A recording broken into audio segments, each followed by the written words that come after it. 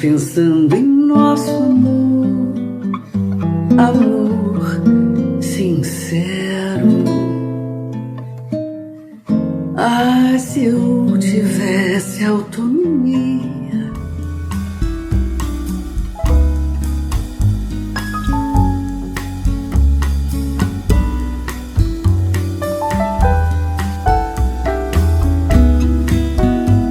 Mais ou menos isso. Não tinha músicos profissionais na minha família, porém meu pai e minha mãe gostavam muito. A música era muito presente na minha casa. Meu pai gostava de cantar, tocava um pouquinho de violão, bem pouquinho. Minha mãe cantava o dia inteiro. Tinha bastante música soando, né? Tinha um aparelho de som na sala que era importante, né?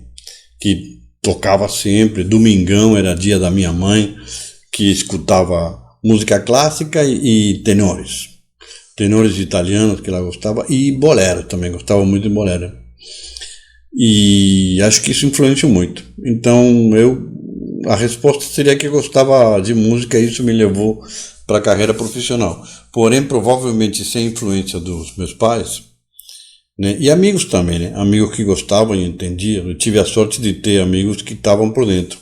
Cunhado até, tinha um cunhado que manjava de jazz, manjava de brazuca, me mostrou um monte de coisa que eu era completamente cru, não tinha nem ideia. Coltrane, por exemplo, o Zimbo Trio, eu conheci graças ao meu cunhado, que manja mesmo de música. Também é amador, né? Toca muito pouquinho, mas você vê, né? É curioso, né? De uma parte boa da minha formação e do empurrão que me foi dado para eu virar profissional, veio de alguém que toca pouco, né? Você fala, cara, toca pouco, não sei o quê. No entanto, foi na cadeia dos acontecimentos da vida, né? Foi uma coisa importante.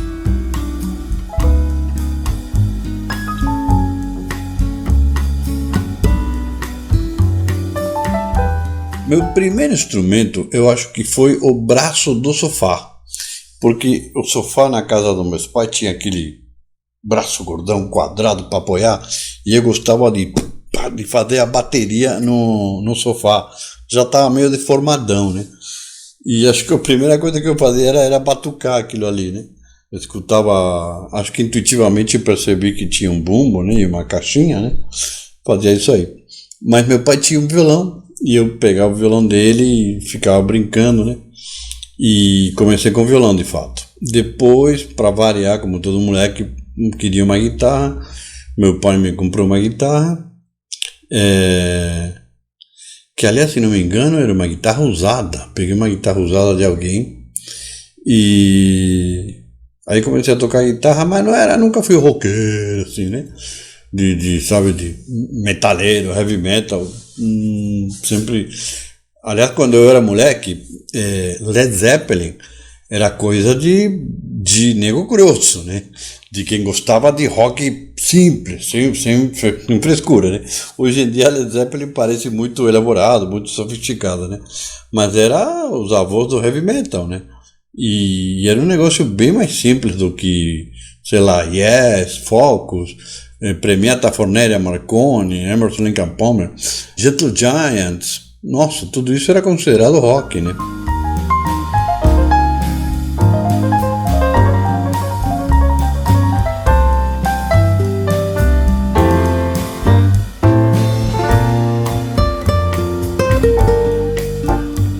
Depois, quando eu virei profissional, fiquei guitarra e violão, sempre guitarra e violão, né? Até que um dia que eu percebi que o que eu gostava mesmo era do violão.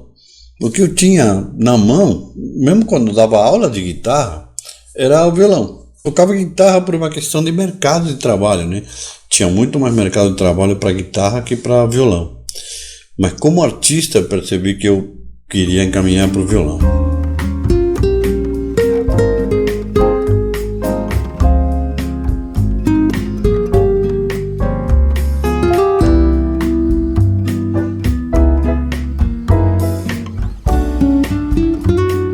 Primeira porrada, assim, coisa que eu vi que realmente me impressionou foi o Baden. O Baden com aquela explosão, né? Aquele ritmo, aquela coisa vigorosa, né? Me chamou muito a atenção. Acho que foi uma coisa que me empurrou muito a tocar, foi ter ouvido Baden Powell. Mas mais ou menos na mesma época eu ouvi Toquinho, que quando eu era moleque gostava muito assim do Toquinho, né? Sebastião Tapajós, bem legal, né? Um pouquinho mais tarde conheci o Paulinho Nogueira, muito legal. Mas na época não tinha condições de avaliar direito como o Paulinho era bom. Porque quando você começa, você fica muito ligado na técnica, se é rápido, se é forte, né? E o Paulinho era delicado. O nível do Paulinho Nogueira eu só percebi muitos anos depois. Porque tem que ser bem mais maduro para sacar que o cara é bom, mas tá bola no chão, né? Pra caramba, né? E de guitarra, primeiro foi o Joe Pass. Também fiquei muito impressionado de ver aquele disco virtuoso que ele tocava sozinho. Falei, como assim? O cara toca sozinho e eu tô entendendo tudo. Parece que tem um baixo. Começa a improvisar e se sente o beat, né? Nossa senhora, nunca tinha ouvido ninguém fazer chord melody, essa guitarra fingerstyle, sabe? Depois que eu descobri que o Joe Pass, bom pra caramba, mas não era especializadésimo em fingerstyle, né? Quem era mais especializado ainda era o Lenny Breau, bom pra caramba. E o George Van Epps, que era anterior a ele, já era bem mais focado em guitarra solo, né? Do que o Joe Pass. Mas o Joe Pass, nossa, também me impressionou muito. Depois eu conheci um monte de outros caras, né? Brasileiros, vários também, né? Muita gente boa, né? Mas a dupla, assim, pra mim foi Baden e Joe Pass. Baden e Joe Pass foram os dois caras, assim, que me abriram as portas. Em relação a estilos, nossa, sou muito eclético, muito. Eu acho que a gente, como profissional, tem um foco, né?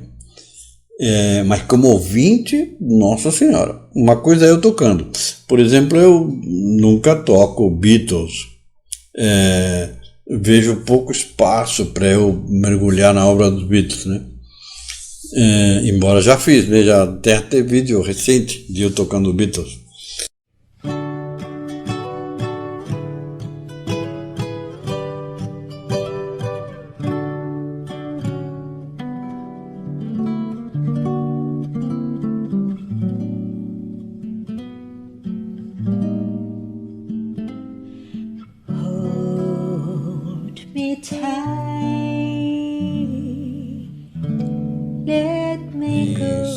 Ouço Beatles pra caramba, adoro Beatles, né? E assim como muita coisa, mas muito eclético, muito, de música latino-americana, música espanhola, o fado, eu gosto de fado, gosto de folk americano também, James Taylor, nossa, idolatro, amo James Taylor, Crosby, Stills, Nash Young, o antigo Cat Stevens, antes de virar Yusuf, etc, né? Muita coisa. Música latino-americana, Piazzolla, nossa, Piazzolla pra caramba.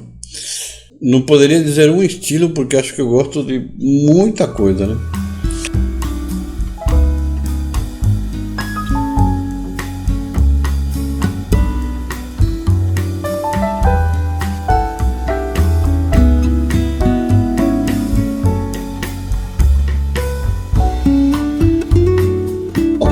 Eu particularmente gosto muito de acompanhar.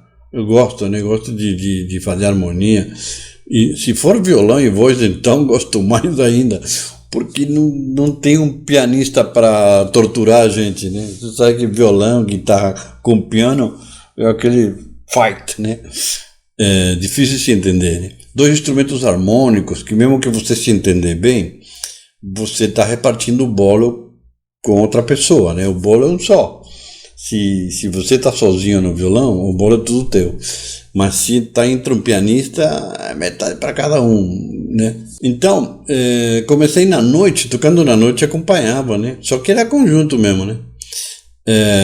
Mas eu adorava tocar na noite. Som de boate, assim, sabe? Cada noturna, samba canção, bolero, música internacional.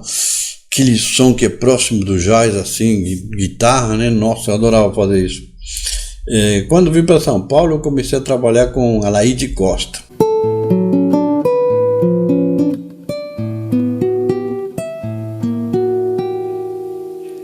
Quisera encontrar palavra capaz de um dia. Muitos anos trabalhando com ela, e daí pintou outra coisa, né? Acho que graças ao contato com ela pintaram outras coisas. Acho que as duas pessoas mais importantes que eu fiz foi a Rosa Passos e a Laíde Costa. Mas tive a honra de trabalhar pelo menos um pouco com muita gente super importante, né? O Johnny Alf, acompanhar algumas vezes, para mim uma honra terrível, né? Ele era demais, Johnny Alf era assim, demais, né? Por sorte ele está sendo mais reconhecido agora, mas ainda merece muito mais reconhecimento, né? Outro dia eu estava contando para uma pessoa que eu acompanhei uma vez na vida, o Simonal, o Wilson Simonal, uma vez só. Ele já estava doente, né? Estava magro pra caramba, coitado, muito simpático, foi muito atencioso comigo também. Lembro que quando eu o conheci, eu falei para o Simonal: pô, Simonal, você tem uma versão de minha, do Francis Jaime, que é demais, muito boa, sempre gostei, mas nunca mais consegui achar. Naquela época não tinha aquele YouTube fácil, né? Aliás, acho que nem ainda agora tem minha do Simonal, a versão do Simonal da música minha. E outra coisa que ele fez demais foi Ana Luísa, do Jobim. Eu falei para ele: pô, Simonal, aquela tua gravação de minha, a gravação de Ana Luísa são demais, muito boa. Pô, que legal, ele falou, tal. No próximo encontro, ele me trouxe assim, daquelas fitas cassete C90, lembra aquelas fitas antigas C90? E gravou tudo para mim. Gravou toda a sua discografia, aqui me deu de presente. Falei: que isso, né? Leva aí e tal. Tenho até hoje as caixas com a letra dele. Ele escreveu o nome da música, o nome do disco, tudo, um monte de fita cassete.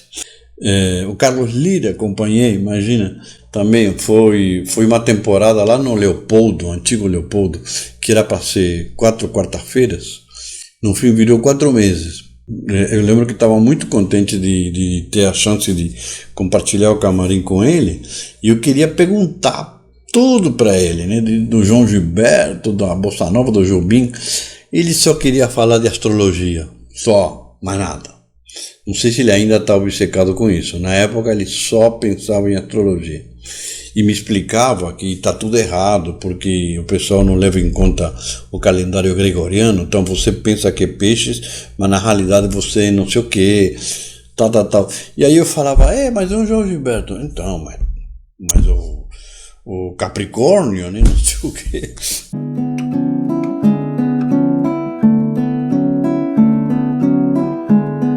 Ai, caralho. Nunca vou esquecer. Muito legal. Nossa, eu vi ele tocando Primavera na minha frente com a harmonia original. Aí que eu vi, caceta, todo mundo toca diferente, todo mundo já tem uma harmonia consagrada na noite, que não é a dele. Não é, né? Eu vi ele tocar as harmonias dele mesmo, muito legal.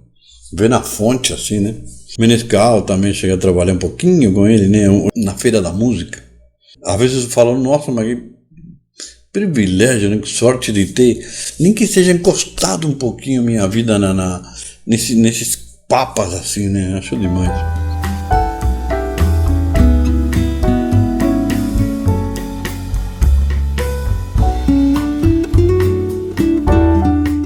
Que as duas pessoas mais importantes para mim, em primeiro lugar, a Laíde, que trabalhei muito, mas de 1986 até 2015, por aí, imagina, estou falando de muitos anos, né? Trabalhei com ela direto. Inclusive tem um livro da vida da Laíde Costa, né? Que eu tenho ele aqui na minha biblioteca e até fala de mim.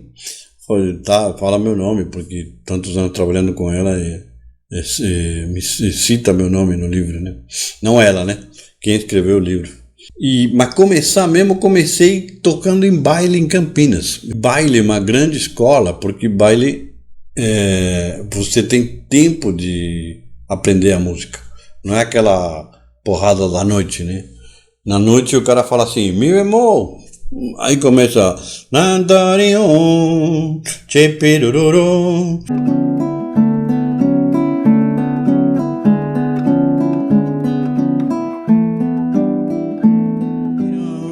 Ladies e Trump. Tem que sair correndo atrás, né? Conjunto de baile não, você escuta a música no rádio, tira com calma, ensaia, né, semanalmente, faz um repertório. Então, para quem é amador, o iniciante é ideal, que era o meu caso na época. Não tocava nada, assim, cara de pau total.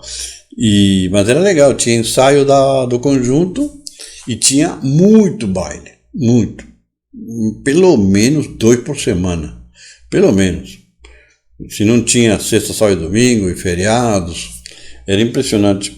E tudo fora de Campinas, né? Nunca em Campinas.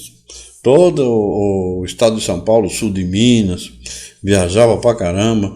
Os bailes eram sempre das 11 às 4, sempre, de 11 às 4. Então, chegava na minha casa 9 horas da manhã, 10 horas da manhã, com sorte, né? Dependendo da cidade, tinha vezes que chegava na hora do almoço mesmo. Mas foi uma grande escola, que aí você toca de tudo, né? Samba, bolero, música internacional, tudo que é sucesso do momento. E naquela época, quando eu comecei, anos 80, o sucesso do momento não era como hoje, né? Era entre encrenquinhas. Era uma coisa boa para aprender, né? Tinha material para você, tinha desafio. Tinha desafio de umas harmonias que custava pegar, sabe?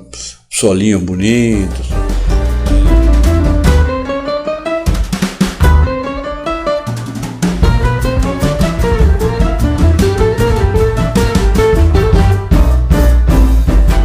Coisa que hoje seria considerada sofisticada, né, para um público mais informado.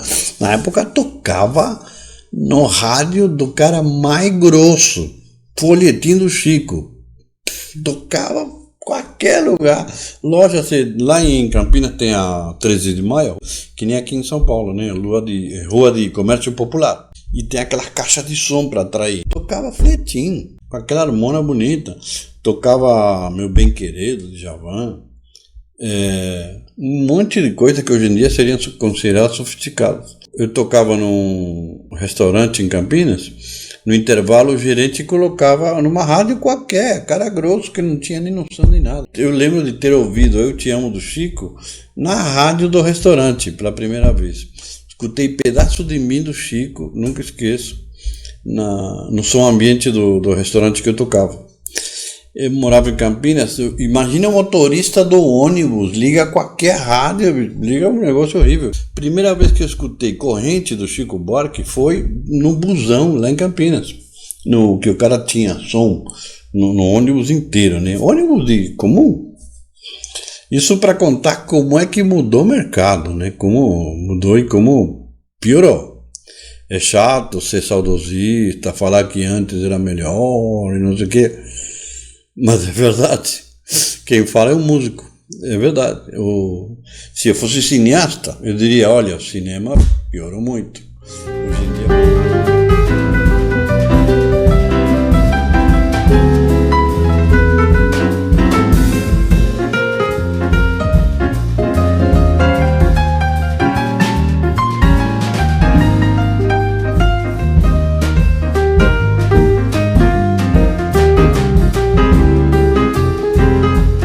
Hoje em dia é muito infantil, é super infantilizado. As histórias são super tontas, né? Filme de super-herói de desenho, imagina, é tudo coisa muito infantil, né? O cinema comercial da década de 40, 50 tinha temática adulta, tinha coisas, sabe, de problemática da vida, e tinha comerciais, tinha musicais, tinha comédia, né?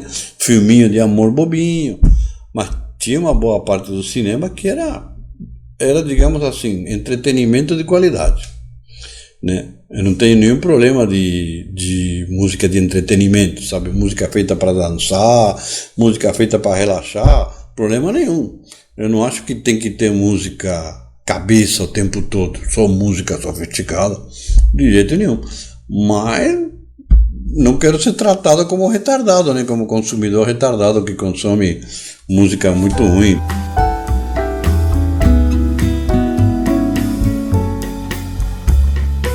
Eu tenho vergonha hoje em dia de contar, mas eu de cara comecei a ensinar. De cara, assim, eu aprendi uma acorde e já estava cobrando para ensinar esse acorde. Mas hoje em dia eu penso que cara de pau, mas acho que todo mundo faz isso, né? Minha desculpa, o meu consolo é pensar que é muito comum.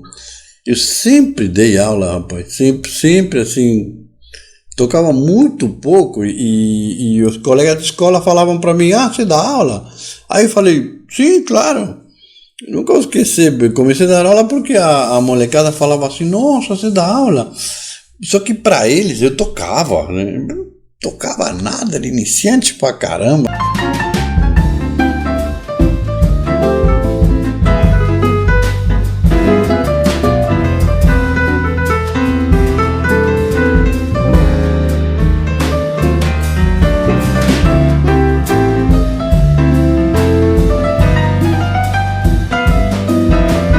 Lembro até hoje quando um aluno mais que tocava muito pouco de violão, mas tocava violino, já sabia a teoria legal, me perguntou a explicação de uma sequência harmônica, que era, eu lembro até hoje, meditação.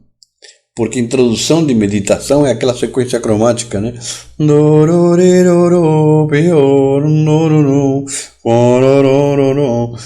Então uma sequência cromática, né?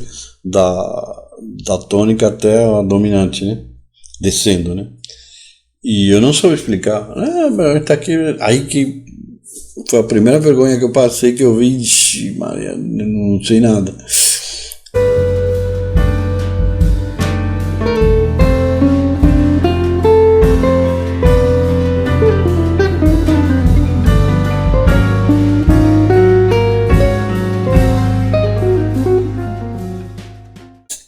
Depois, assim, primeiro eu tive uma boa formação dando aula na escola do Zimbo Trio, o clã.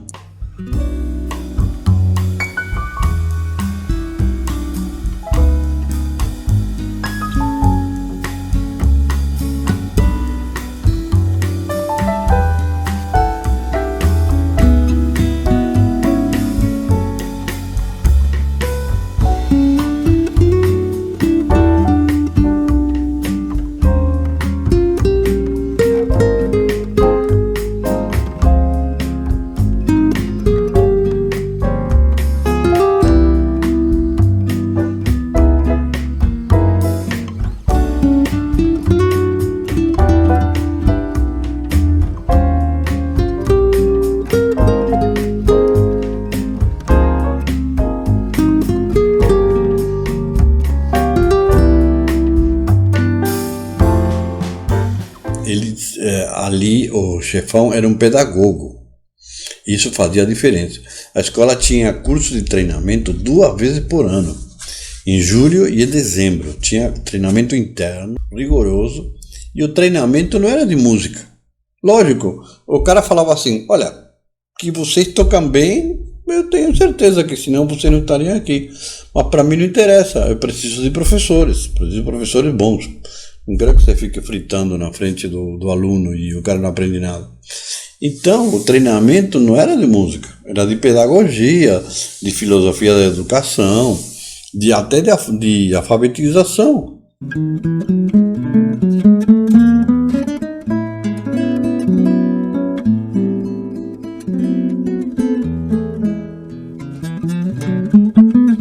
Eu li o nome de grandes pedagogos, fiquei sabendo de Vygotsky, que não sabia nada, e do Alfredo Bose e do Demerval Saviano, e tudo isso eu soube aprender no clã. Depois que fui estudar pedagogia de verdade. Mas já tinha uma bela base, dando aula lá. Inclusive a escola fez um centro de formação de professores que chamava Senfor, né? E aí eu dava aula ali. Aí eu já era quem treinava os professores. E vinha gente, naquela época vinha gente de um monte de lugar, porque tinha muita escola que tinha convênio com o clã para treinar os seus professores. Por quê? Porque durante a ditadura cortaram o ensino de música, né? Aquele canto orfeônico, tudo aquilo ali. As escolas ficaram sem know-how, sem saber como fazer. As escolas grandes, tipo Augusto Laranja, o Colégio Magno, Porto Seguro, queriam oferecer aulas de música e não tinha mais, tinha perdido o rumo, né? Então, essas escolas mandavam os professores para serem treinados no clã. de iniciação musical.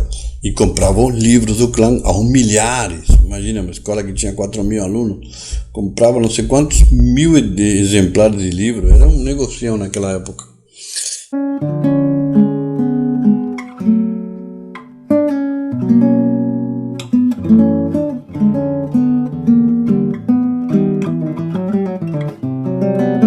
Não somente tinha escola particular, tinha conservatórios particulares. Por exemplo, o conservatório do Milton Nascimento, aquele famoso escola de Minas que ele fez em sociedade com o Wagner Tiso, começou sendo orientado pelo clã. Os professores de lá tinham treinamento em São Paulo, compravam livros. Tinha um conservatório que ficava dentro da Cosipa, lá em Santos, era treinado pelo clã, uma escola lá em Marília, em Bauru, Curitiba, um monte de lugares. E tinha prefeituras bacanas. Por exemplo, a prefeitura de Santo André, se não me engano, em Mudas Artes eu lembro, que eram eram prefeitos mais progressistas. Prefeito bacana que queriam dar educação, né? E não queriam cortar a educação, pelo contrário, queriam colocar música na rede pública. Imagina que prefeito bacana. Não vou nem falar de que partido que era, porque é muito óbvio qual era o partido desse prefeito, que tinha a preocupação de investir mais em educação e adicionar música na rede pública. Então, os professores da rede pública eram professores de educação artística e não tinham formação específica em música, não sabiam o que fazer. Então, eles no clã, no Senfor, recebiam treinamento para virarem professores de música. E essa música era muito baseada em folclore. O que as crianças aprendiam era cantiga de roda, folclore, Vila Lobos, só que tudo detonadão. Você tem que ver a harmonia da cantiga de roda. Muito legal. A criança tocava uma cantiga de roda na flauta doce.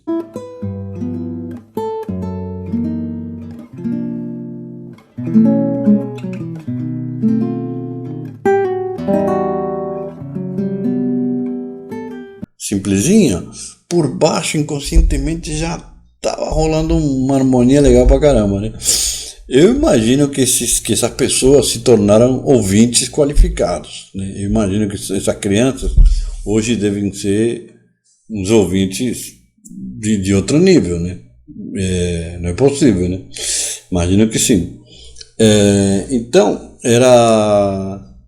ali já dava aula em outro nível, né? Já tinha uma formação mais pesada. Agradeço muito o tempo que eu trabalhei no clã, porque o clã tinha esse rigor de... Como tinha algumas escolas de inglês na época, Burlet, você não podia dar aula de inglês na Burlet de um dia para o outro. Tinha que fazer treinamento e mergulhar no sistema deles e seguir o sistema deles.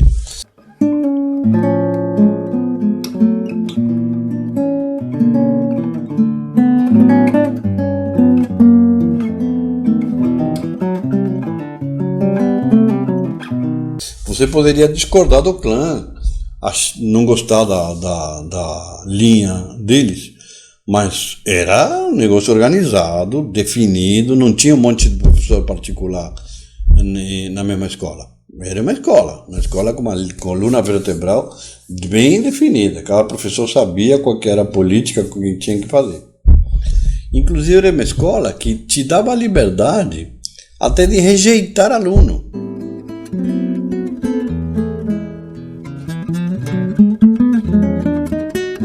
Tinha uma seleção, né? Tinha uma entrevista. E se o cara fosse muito metaleiro, sabe, tivesse uma linha muito diferente da escola, não ia dar certo. O cara ia durar pouco, ia sair reclamando da escola, sabe, ia falar que a escola é ruim. Então, no geral, nem passava da entrevista. Não é que o cara era rejeitado, mas o cara já sentia que o clima não ia ser legal para ele, né? Que era uma escola muito centrada em MPB e jazz. Embora não tivesse muito preconceito, porque também tinha muito fiúcho, tem aluno ligadaço. Tinha uns alunos meus que tinham uma banda de Satriani cover, bom pra caramba, bons os moleques. Tocava igualzinho o Satriani, pô, sem problema nenhum. Tocava a música do Satriani na audição de fim de ano também. Mas é o que eu falava antes, não é questão do estilo, é questão da qualidade, né? Satriani é um roqueiro bom, um roqueiro de bom nível, toca bem, e faz música bacana dentro do estilo. Então é questão de qualidade, né?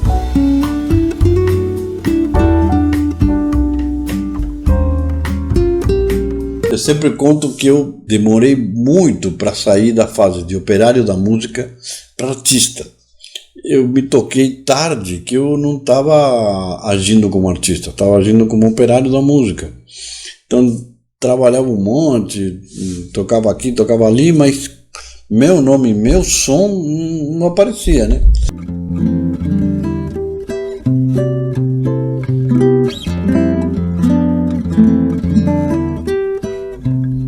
Para você ter uma ideia, meu primeiro concerto de violão solo foi em 1999, ou seja, faz 21 anos só.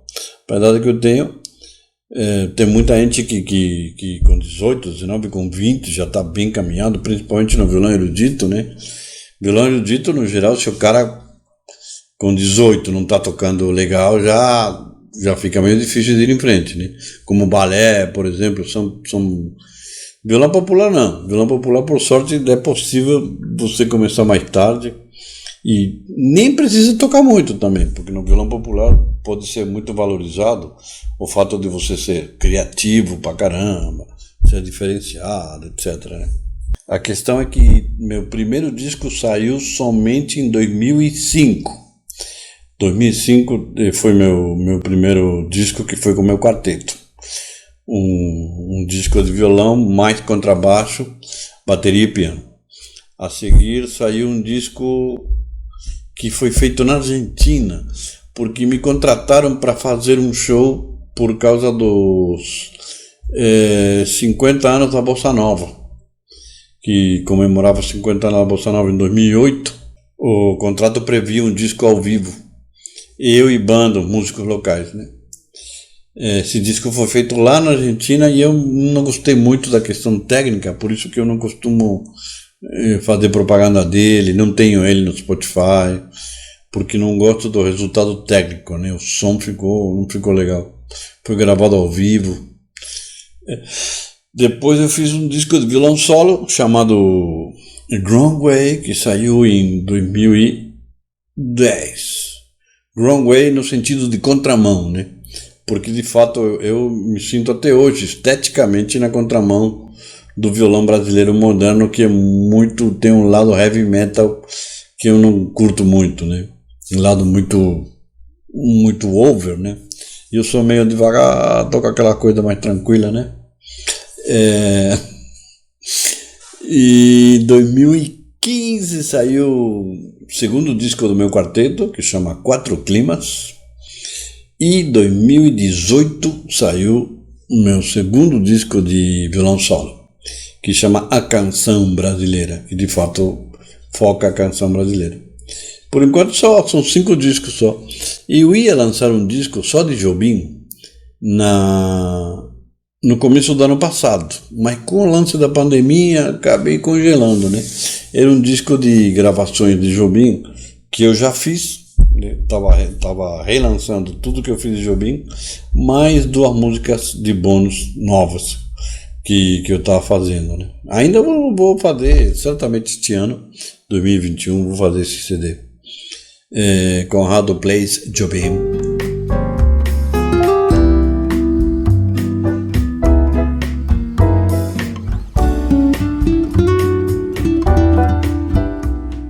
Eu tenho muito material, né? Eu sou bastante organizado nesse sentido.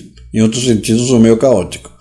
Mas de didática, sou super organizado. Tenho tudo super escrito, bem definido. Procuro o texto mais clarinho, mais sucinto.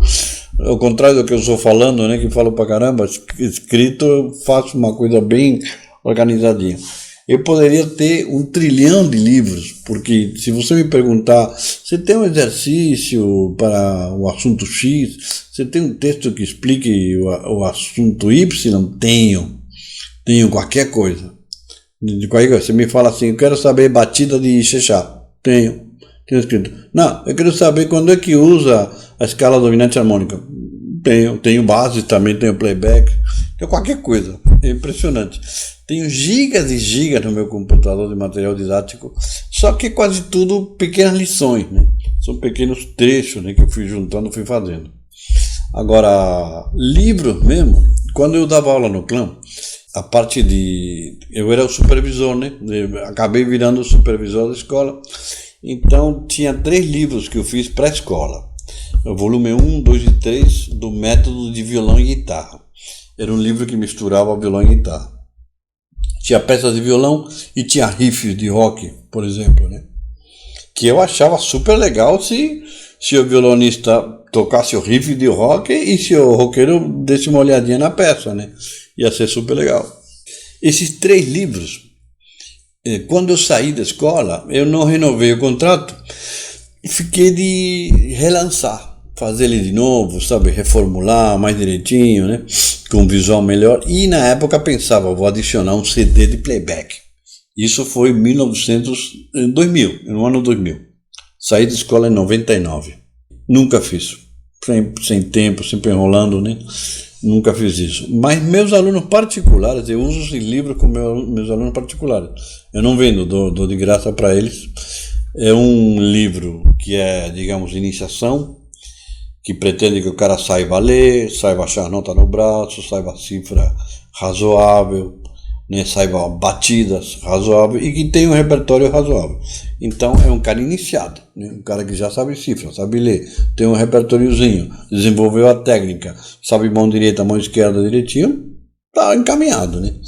Aí que vem o volume 2, escala, muita escala, mas não escala como fim, sabe, para subir e descendo, escala como meio, um meio para você ficar esperto de neurônio, de ouvido e de técnica, não somente técnica, né?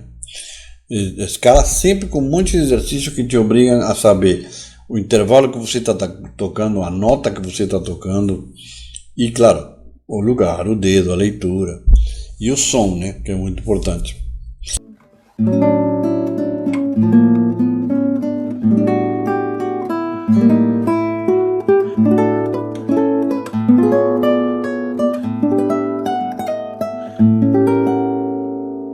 E o volume 3 é formação de acordes, tríades, acordes com sétima, e chord melody, iniciação ao arranjo, né? O cara começa a fazer arranjos com tríades, que é como se fosse estudar arranjo a 3 vozes, né? Depois faz arranjo com tétrades, acordes com sétima, e depois libera geral. São três fases, né? Primeiro uma fase só de tríades, que é interessante, viu? É difícil. É bem mais difícil que acorde com sétima, muito mais. Depois uma fase com acordes com sétima, que fica mais relax. E depois acordes abertos e pode colocar mais tensões, etc, né? Tudo isso está escrito lá naquele livro que ainda vou lançar um dia. Depois, oficial que tem no mercado mesmo, tem 3 volumes de uma série que chama Fundamentos de Improvisação, volume 1, 2 e 3. Tem 2 livros que chamam Violão Brasileiro Contemporâneo, Arranjos de Conrado Paulino. São livros de peças escritas, né? Arranjos de violão de peças conhecidas. Tem Doralice, do Caymmi, Choro Bandido, do Edu Lobo, tem A Felicidade do Jobim, Luz do Sol do Caetano, super variado, né? E tem 2 livros de harmonia. Um chama Construção, Distribuição e Cifrado de Acordes. Regras de harmonia vertical. Ou seja, harmonia não um acorde combinando com o outro, e sim o acorde. O que pode, o que não pode, porque a questão das voices, a questão do uso das tensões, os erros mais comuns de cifra, etc, né? Por isso que chama harmonia vertical, né? E tem outro livro que chama Acordes Alternativos. Esse é o mais recente, esse é do ano passado. Que é o seguinte, agora tem aquele monte de técnica diferente, né? Que nem o Ginga, o Marcos Tardelli, que usa o polegar como quinto dedo. Sabe que o Marcos Tardelli aperta com o lado de dentro do dedo também, né? Faz pestana com esse dedo. É terrível, né? O arranjo dele de Valsa de Eurídice já começa assim, ó. Já começa com uma corda que ele tá apertando assim, ó. Com esse lado. Aquela coisa do Toninho Horta que faz pestana com o dedo 2 e pula a corda, né? Com cordas que não são contínuas. Pestana com qualquer dedo, né? Pestana cruzada. Tudo que é técnica alternativa tem nesse livro ali, com fotos. Tem foto, para você ver como é que é. Porque sem foto não tem como. Nem desenho resolveria, né? E tem mais de 60 exemplos, eu mesmo tocando, de acordes com técnicas diferentes. Muitos desses acordes eram impossíveis antes. Não existiam. Não era possível tocá-los. Agora, com essas técnicas diferentes, você consegue tocar. É maravilhoso, acorde que ninguém fazia antes, imagina. Esse é meu 7º livro, né? Fora isso, tenho um curso de harmonia também, que eu tenho ele pronto, passo para os alunos particulares.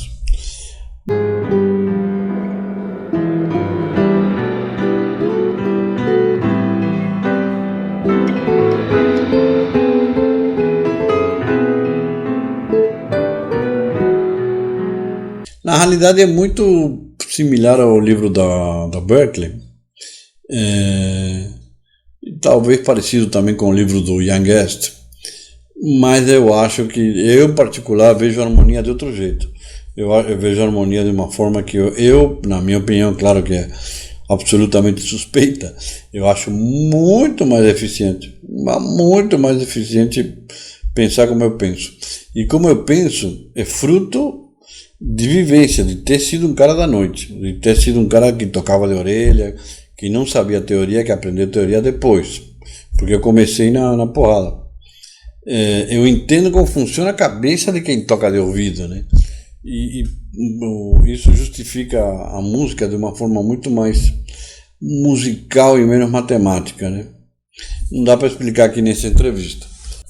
Para mim a questão da harmonia são funções, né? Por isso que chama harmonia funcional, né? A harmonia eu vejo dessa forma. Quando sair o livro, vocês compram o livro aí.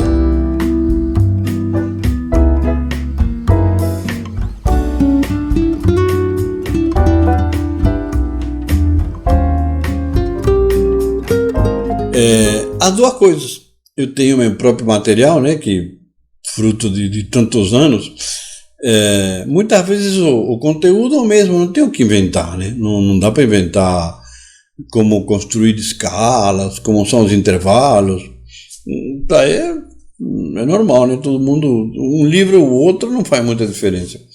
Eu escolhi, com o tempo, fui pegando, né? Por exemplo, intervalos, eu roubei um pedacinho de um livro do Hamilton Godoy, que é muito legal para explicar intervalos, é o mais completo que eu conheço, e um pedacinho de um livro do Marco Pereira, por exemplo, né? Um pedacinho só. Juntando esses dois, eu acho bom pra caramba.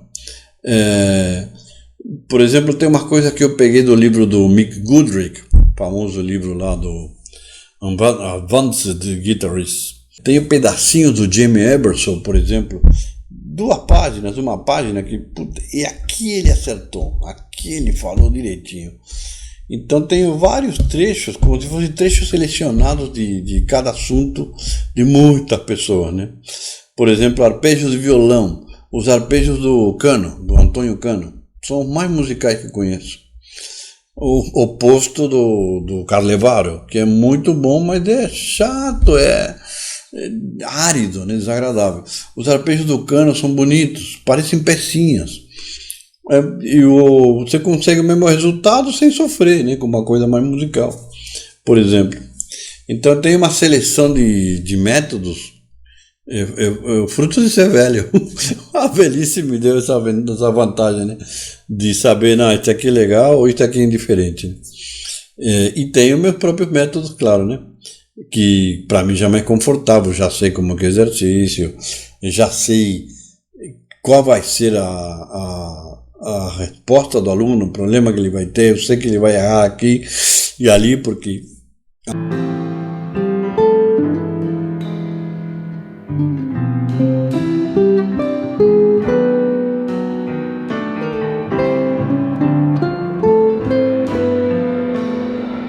tenho muitos trechinhos selecionados comigo, que quando eu dou aula, por exemplo, agora que é tudo online, eu falo para o cara, olha, eu vou te passar uma apostilinha, um material que fala desse assunto.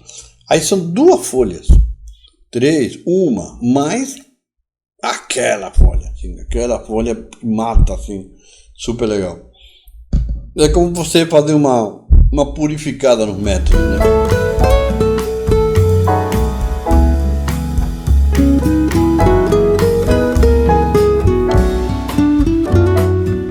Essa pergunta me remete ao assunto do talento, que é uma coisa muito discutida. Eu, no geral, não acredito em talento, porque eu conheço muitas pessoas que agora que eu estou mais velho, eu vejo lá de longe, e pessoas que eu me enganei. Gente que eu falava, ixi, Maria Fulano, não é legal, tadinha, acho que não vai chegar muito longe.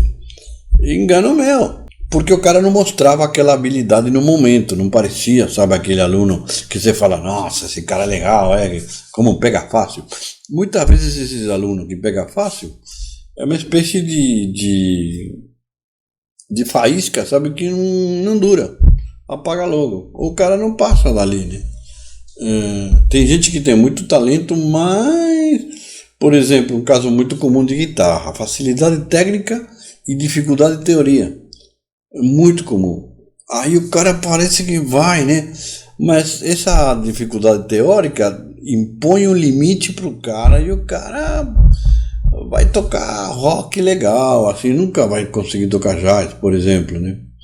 Porque tá ruim de teoria. Se tivesse uma grande musicalidade, poderia compensar isso, né?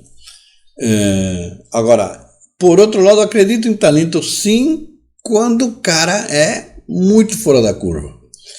Por exemplo, sei lá, vamos supor o Neymar. Neymar deve ter tido colegas da mesma idade dele que frequentaram a mesma escolinha de futebol, fizeram os mesmos exercícios. Mas por que o cara é mais rápido, mais esperto, mais não sei o que, né? O Maradona, ou sei lá, aquelas pessoas do esporte, né? Que você fala, não, o cara é fora da curva. O cara é muito, muito fora, né? Então, ali sim, tem uns casos que você fala, nossa, tem algum componente aí que a gente não entende direito ainda que faz ele ser especial. E aí eu poderia falar aquelas palavras muito perigosas, tipo dom, talento, né? É complicado.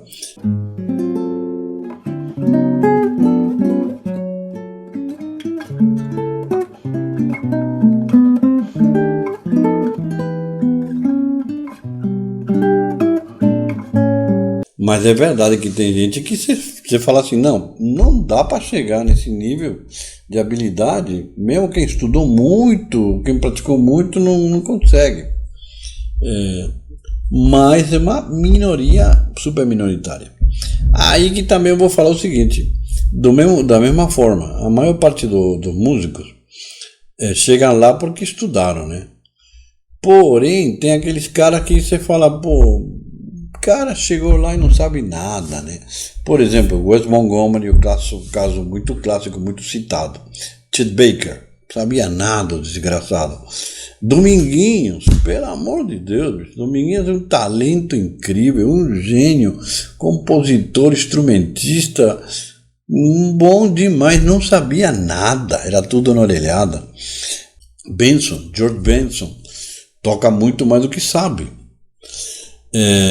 O Luis Salinas, o argentino Luis Salinas, muito bom, sabe nada.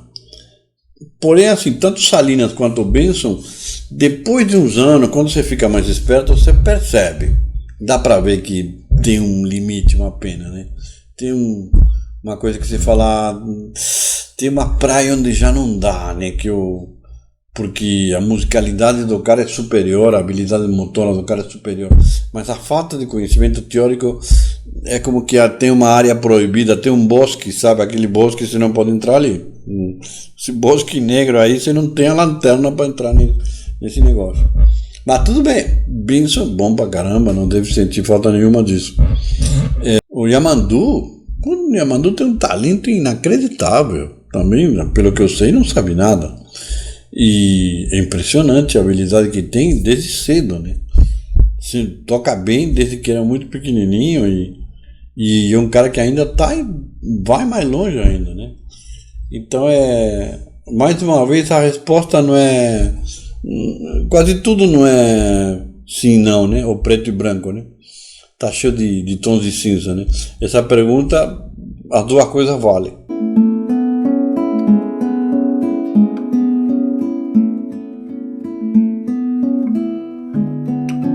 Tô lembrando o nome que não vou citar, claro, mas tem um cara que eu pensava, ixi Maria, se aí é meio ruinzinho, né? Tem dificuldade. De fato não manifestava grande talento, né? Mas foi, estudou com muito professor, fez facul, começou a trabalhar.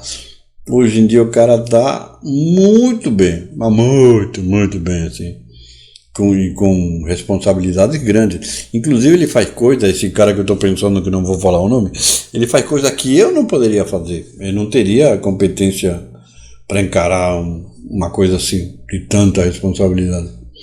E eu lembro bem de ter pensado, que pena, um cara tão bacana, mas acho que não vai dar. E olha, não é um caso só, tem vários casos que eu posso citar. Porque a gente se impressiona com aquela coisa primeira, né? Aliás, já aproveito e falo outra coisa. As pessoas muito talentosas, pelo que me diz experiência, no geral, o que elas têm é que elas estão prontas antes, né? O cara toca demais antes, tem 18 anos e já está tocando muito, 20 anos e toca, que é uma coisa de louco. Mas não é que você fala, porque eu falava assim, nossa, 20 anos tocando assim, como vai ser os 40? Hoje em dia eu vejo não, ele chegou no seu ápice antes. Não é que o desenvolveu, sabe, proporcionalmente com 40 anos, tá o dobro. Não, já ficou tocando bem desde aquela época e toca igual. Só que esse talento precoce quase sempre te permite você ser inserido no mercado muito antes. Você já é jovem pra caramba e já estão te chamando para tocar com meio mundo, com gente famosa. Você já faz teu nome muito antes, com muito menos sacrifício, porque você chama atenção, porque de fato é talentoso.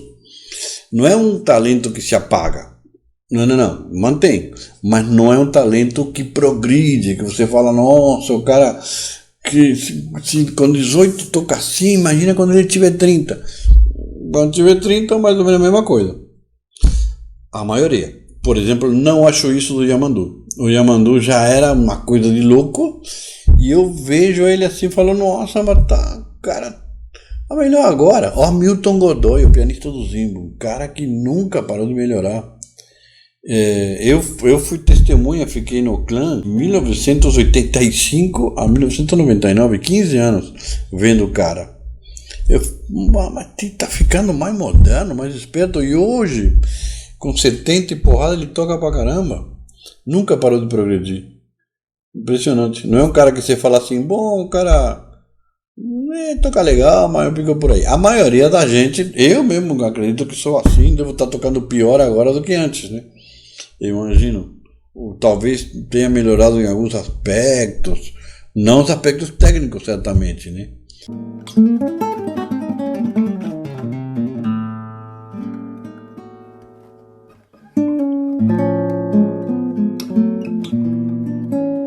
Faltou uma aclaração importante.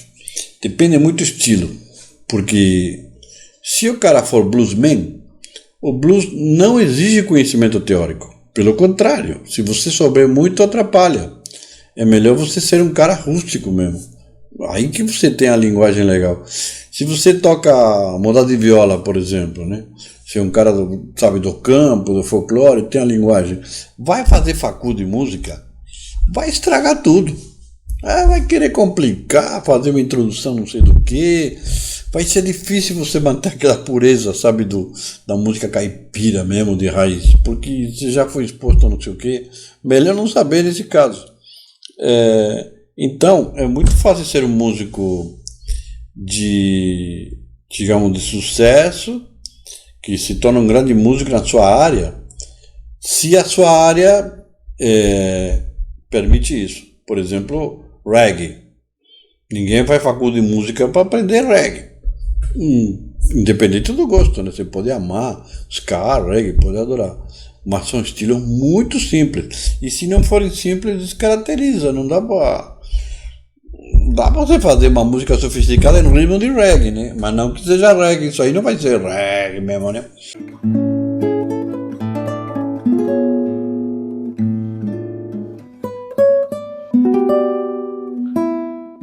Pessoal, obrigado aí por assistir a entrevista.